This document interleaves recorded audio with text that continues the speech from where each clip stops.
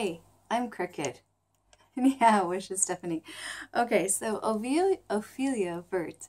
I can't speak today. Ophelia did a video that I love. It's Bad Language Learner, and I'm looking at my screen on my computer as I'm reading this because there's a list of questions that she said basically, boom, people are just, you're tagged, everybody's tagged. Answer these questions if you dare. I dare. I dare.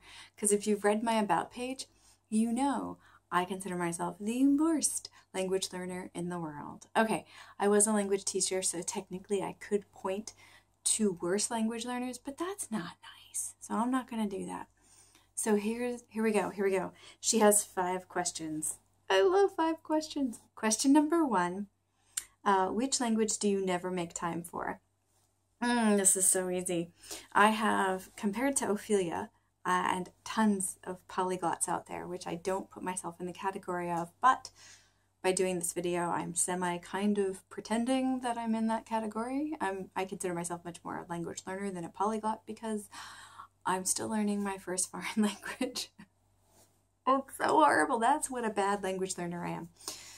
The question, what language do you never make time for? Spanish. Spanish. I got reinvigorated with Spanish when I went to Spain in November. I got both reinvigorated with learning the language when I went to Spain, and I got demotivated to learning the language because I realized as much as I enjoy the language itself and I find it relatively easy to get to a certain point, I realized that I'm much more culturally drawn to Latin America than I am to Spain itself, which I didn't see coming. So I haven't quite addressed that in my head yet, and I don't know what to do with that. Because I don't really want to move back to or live in or even work in for a few years Latin America again, any country. I know it's a big continent, but I don't really have it on my radar to work there again. There's so many reasons for that. Feel free to ask if you want, but man, it's such a long answer. So I don't know what to do with the language, because if I'm not going to use the language, what is the point in studying or using it on any way, shape, or form again? I don't know. Number 2, which language do you think you'll never learn? Russian. As soon as I saw that, I thought that. Cases.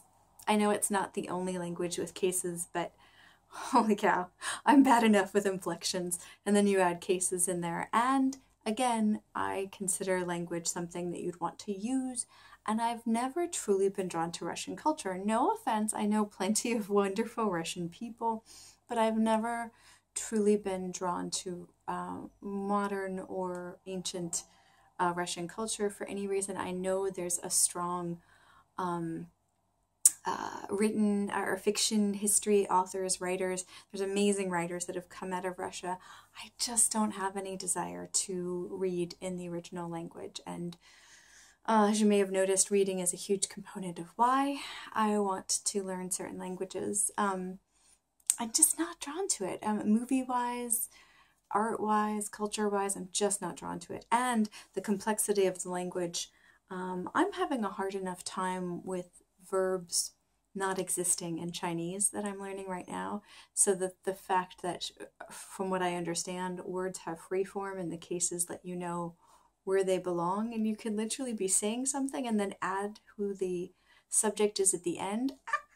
I just can't fathom my brain being okay with that. Russian. Number 3, what's the most expensive or least valuable language related investment? I don't spend a lot of money on language learning. The reason why this angle is so weird, in fact, is because my 50 kwai, which is like $6 tripod, has broken like last week, and I still haven't replaced it. I know that doesn't seem like language learning, but I learn a lot from making videos about my language learning, so I consider that a resource. But that was super cheap. What is the most expensive? Oh, okay. If we're going to go down that angle, I suppose I should say my gimbal. I do some walkabout videos where I try to identify things I see when I'm walking around the streets either in Shanghai where I live or somewhere else in China where I'm working. And I try to identify what I can recognize. It was originally radicals, then it was characters, now it's words. I've slowed down during winter because the pollution and the temperature are awful.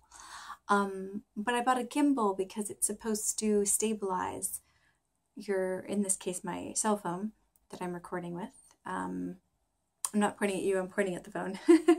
Anyway, it's supposed to stabilize it, but it's bulkier than I like, and I don't like drawing attention to myself when I'm recording, so I haven't used it. It's been sitting in the drawer. I still have the original packaging. It's been about, 4 or 5 months? Again, these videos help me learn the language, and as I'm doing the walkabouts, I solidify some of the things that I've seen only in flashcard form, and it sits in my desk. I should probably get rid of it since I'm not using it, and I seriously doubt I will. If we're going to go with traditional materials, I don't know. I've only been learning Chinese since April of last year. I have a graded reader that I want to get to at some point. Paper-wise, graded reader that I want to get to. And I bought about 3 versions of a reading book that I was working on. One I was tearing up and making note cards, and the other one I was using in its full form at home. I don't consider those wasteful. I don't think I have wasteful language learning things. I don't spend a lot of money on language learning. There's so many insanely good resources online, so I don't really have any. Least valuable. Oh, I was experimenting with a lot of apps the first 6 months that I was learning Mandarin Chinese, simplified Mandarin Chinese, and there was an app that I paid for. Oh, it wasn't Anki, that is free and is incredibly useful. Memrise. There we go. Sorry, guys. Didn't find it useful. I'm not sure why. I think, if I remember correctly, they had pre-selected stuff in there and then they time-space repetition that. I'm finding that making your own helps with the processing part of the Chinese characters and the Chinese words because the script is so different. Maybe Memrise works really a lot better when the script is more similar to where you're coming from, but I think it was I'm 99% sure it was Memrise. I bought a month and I barely used it. So useless? Absolutely not. Useful for what I needed at the time? Yeah. Number 4, what's a lie you tell to non-language learners to try to get them to learn languages? I was a language teacher for about 15 years, teaching English. There's probably a lot of these that that I don't want to say. No, I don't think I lie necessarily, but I think I may have been a bit of a cheerleader for my students.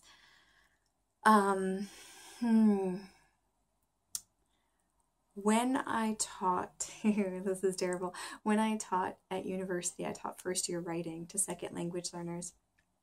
I probably, in trying to get them to be motivated to work on the projects we had to do for class, probably exaggerated their importance. Outside of a classroom, which, let's face it, essays and some academic constructed writings may not really be useful to some majors and some people in certain fields. So that's probably the closest bit to a lie. Yeah. As far as learning Chinese since April of last year, I refuse to count the months because it's dangerously close to a year. And I'm just taking HSK1 next month. So about Chinese to people that have come into the country and don't speak it, what have I said about it that would be a bit deceiving is that it's not as bad as it seems. The script isn't as hard as it seems. That's probably the closest thing to a lie.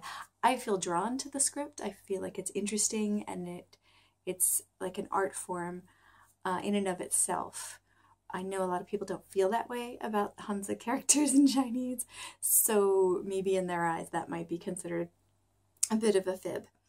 Number 5. What's your language learning guilty pleasure? This is so easy. This is so easy. When I'm in a place where there are multiple languages happening around me, not even multiple, when I hear a language around me, I try to guess what it is. Not to say, oh, this person's from that place, they're blah, blah, blah. Not to like spread stereotypes. I just love guessing languages. And the harder it is to figure out what language it is, the better. It's amazing because the difficulty level that I have in learning languages is equally balanced by the ability that I have in distinguishing languages from each other. I am remarkably good at picking out the languages around me and remarkably bad on producing or understanding languages around me.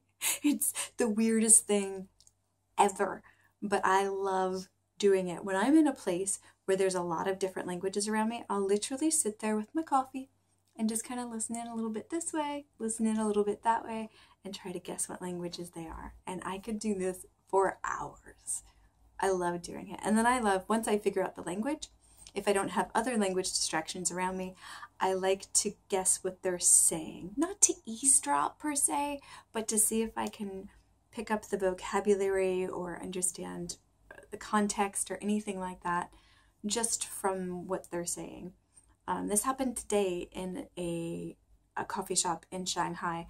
There was a Chinese-looking gentleman over in the corner, and he was speaking really crazy loud, what sounded authentic German to me. And so I turned around looking for the German man.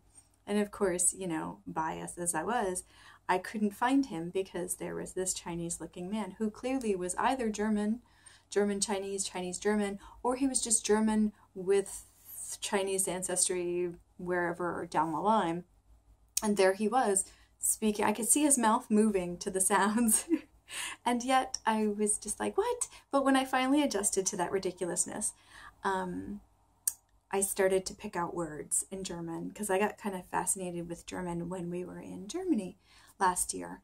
And so I've been meaning to work on that language too. And it's kind of easy to pick out some words in German. The sentence structure was harder, so I eventually realized that I was there to work on my own language learning, and I had to come back to the language I was working on. But I do it all the time, and I really have a lot of fun. When I'm on vacation and in a tourist destination where there's a lot of people, or I'm in a city that's very multicultural, I'll take forever to walk anywhere because I'll just get lost in the sounds of the languages around me. Again, I'm not very good at understanding them, but I'm really good at identifying them, and it's really fun for me. So that is my language learning guilty pleasure. I'm not sure if that's what Ophelia meant by that question, but that's, I don't know. Now that I'm thinking about it, it's probably how do you like to study languages? But I'm going to leave that interpretation for what it was.